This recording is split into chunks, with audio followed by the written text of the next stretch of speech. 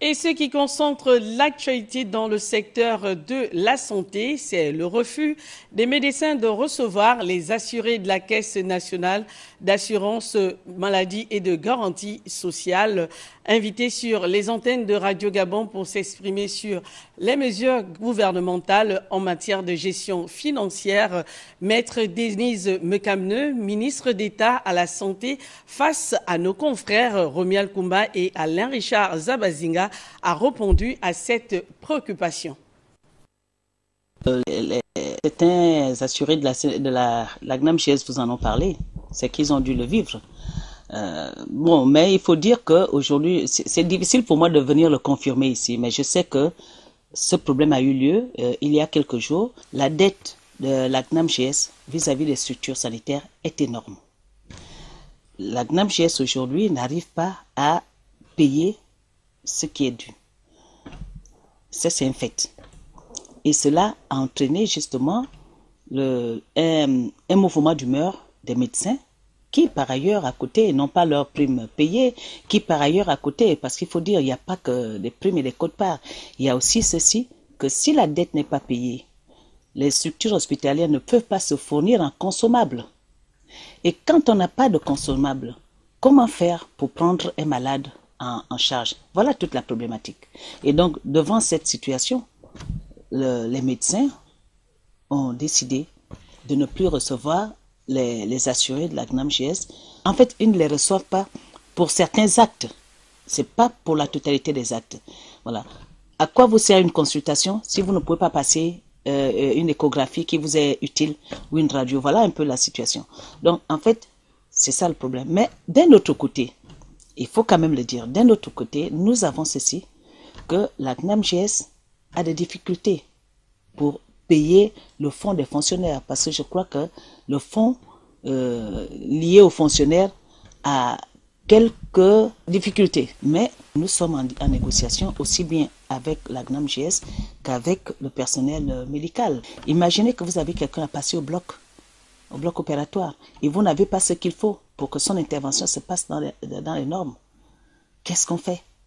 Et vous ne pouvez pas avoir parce que vous n'avez pas de fonds. Les hôpitaux sont en autonomie. Les hôpitaux aujourd'hui sont en autonomie. L'État leur donne une subvention. Et avec des difficultés que nous avons aujourd'hui, cette subvention s'est réduite en peau de chagrin.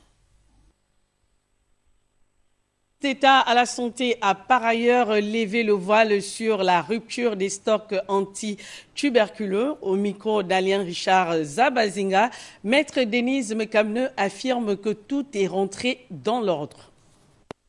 Pour ce qui concerne la tuberculose, le Gabon prend à 100%, paye à 100%, donne gratuitement les antituberculeux de première ligne.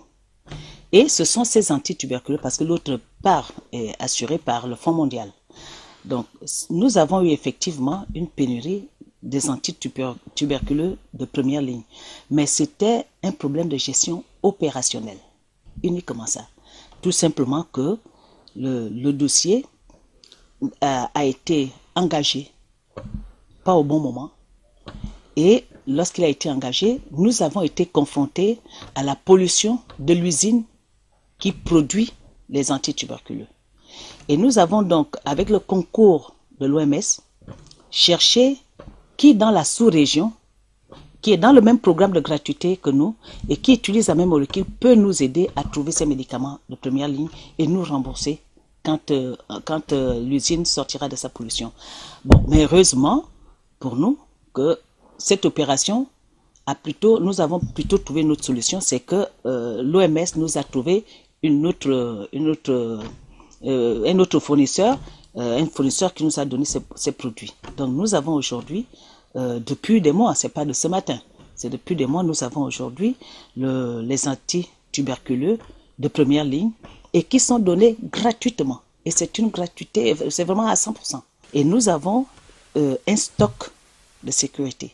Donc, ce qui dit qu'il n'y a plus de problème. Mais je veux quand même ajouter, si vous le permettez, que lorsqu'on dit qu'il n'y a pas d'antituberculeux, j'ai vu trop d'amalgame là-dedans. C'était, voilà, tous les malades de la tuberculose vont mourir. Il n'en était rien. C'est le programme de gratuité qui avait des difficultés. dans les médicaments de première ligne qui n'étaient pas là, qui avaient des problèmes de gratuité. Mais les médicaments de seconde ligne se trouvent dans des pharmacies et ils sont pris en charge à 80% par la CNAMGS. Donc en réalité, il y avait pénurie sur la gratuité, mais sur la partie prise en charge par la CNAMGS, on pouvait les trouver dans les officines.